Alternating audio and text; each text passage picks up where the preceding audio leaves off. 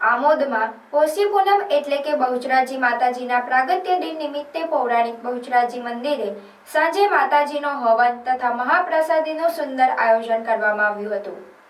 આમોદના doctor Manubhai Parekh તથા તેમના ધર્મપત્નીએ માતાજીના હવનનો લાભ લઈ આશીર્વાદ લીધા હતા।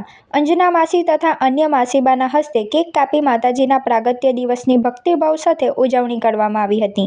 માતાજીના હવનમાં માઈ ભક્તોએ મોટી સંખ્યામાં હાજર રહી યજ્ઞમાં શ્રીફળ હોમી આહુતિ આપી હતી અને શ્રીફળ હોમાયા બાદ માઈ ભક્તોએ માતાજીની આરતીનો લાભ લીધો હતો।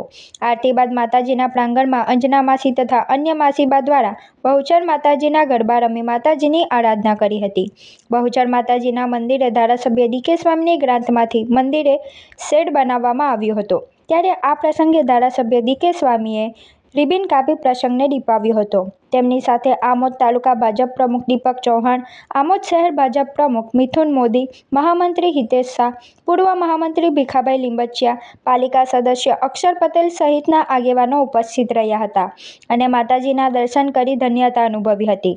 આમોદ નગરની ધર્મપ્રેમી જનતા તથા ટ્રસ્ટીઓના સહયોગથી બહુચરાજી મંદિરે છેલ્લા 14 વર્ષથી હવન તથા મહાપ્રસાદીનું ભવ્ય આયોજન કરવામાં આવે છે। આમોદ ગામમાં આ 14મો બહુચરાજી માતાનો જન્મદિવસનો આ ઉત્સવ ચાલી રહ્યો છે, જેની અંદર આમોદ નગરજનો અને તમામ સેવાભાવી ભક્તોએ ખૂબ સારો આપણને ફાળો આપ્યો છે અને એમની સેવાને પણ અમે ટ્રસ્ટી મંડળ તરફથી સ્વીકારીએ છીએ અને આવો દર વર્ષે બહુચર માતાએ પ્રસન્ન થાય એ જ અમારી આશા છે। જય મા બહુચર।